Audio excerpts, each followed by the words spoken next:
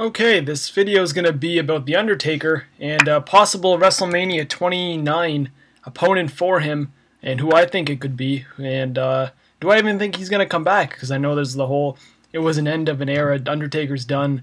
His send-off was at the stage of WrestleMania 28 with Michaels and Triple H just looking into the crowd and just embracing the love and the standing ovation they got after that brutal Hell in a Cell match.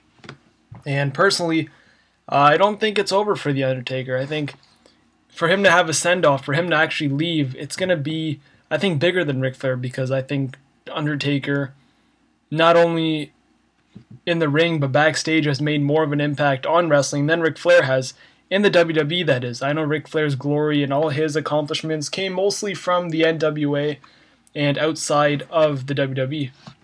But in the WWE, you have to say that Undertaker is one of the most respected guys and one of the most, cherished characters that there ever will be in wrestling. And for that, I think he's going to have a real, true send-off with a real, true opponent who can really embrace that last match feeling. Now, Triple H, although he faced him at WrestleMania 27, 17, and 28, I don't think it would be him again. I hope not, at least, because, when you're pushing on 4 times, that's really, I don't know, it just doesn't feel like it's just meaningful anymore. Sure, it would be awesome, but just that feeling, you want someone, if Undertaker were to retire, I would want him to face someone that he had never faced before. And I think the first name that comes to everyone's head is John Cena.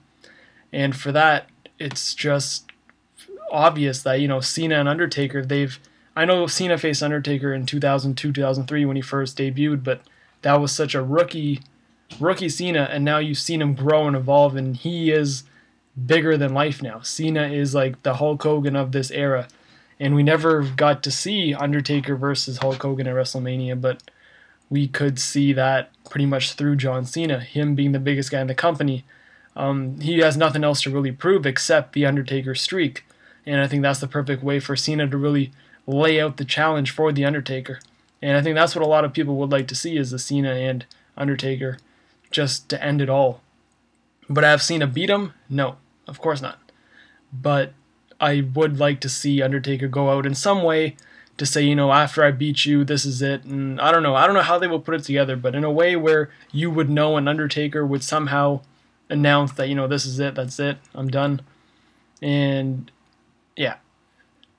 And I don't know, but when you think about it, it's WrestleMania 29. I think he would either end it at like WrestleMania 30, like an even number, or his streak being at an even number. So obviously it wasn't the streak thing. So I think I don't know, maybe he'd end it at 30. That's really 2 years from now. Is kind of, pretty much. Yeah, well, anyway, that's a different video. But Cena for one. Next would be Brock Lesnar. He just came back, and everyone's kind of throwing out who Brock would face in his 1 year in the WWE. And I personally would like to see Brock versus The Rock, where Brock comes in to WrestleMania as WWE champion, and then The Rock is the challenger, and Rock leaves WrestleMania as champion, kind of sending Brock Lesnar off into the sunset, and then somehow Rock loses the belt like at Backlash to someone, and then there's The Rock's end there. That's how I would do that, but I know a lot of people would like to see Brock face Undertaker, especially with their whole UFC confrontation, and just 2 big guys just beating the hell out of each other, plain and simple.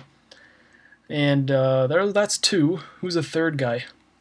I know Wade Barrett was one that was in the talk, especially after the whole Nexus beatdown. You thought there would be some sort of program with Barrett and Undertaker. Never happened. I think Barrett would be a good young guy. Oh, sorry.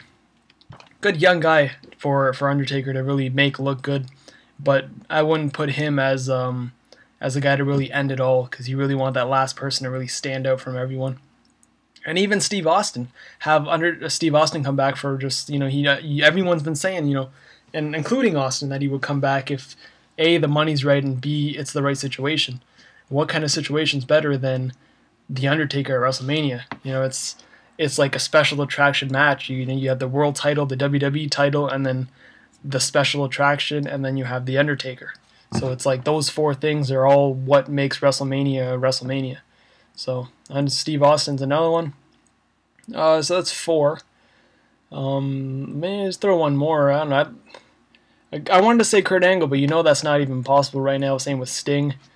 But on the current roster, their talent doesn't go too deep. You really got a small layer of guys who are even slightly credible. Like Chris Jericho is another one who I would like to see, and he is another guy who's another this is the end kind of person. Jericho and Undertaker. I don't think they've ever feuded too heavily like today. They've had their thing back in 02, 01, and even during the invasion, they were kind of doing their own thing as well, where Jericho was teasing defecting to WCW. But Jericho's being another guy. I think the promos would be good and the match would be good at the end, especially during WrestleMania. Both guys really, well, not Undertaker, but Jericho really picks up the steam. But there's 5 guys there. Leave your guys' response. I know there's a whole list of people, whether you're a Dolph Ziggler fan, a Cody Rhodes fan, a Christian fan. Everyone wants to see that match against The Undertaker. And for the last one, it has to be big. And you can either go big by having a huge star or go big by having a young guy and make him into a huge star. And that's all. And I'll see you guys tomorrow.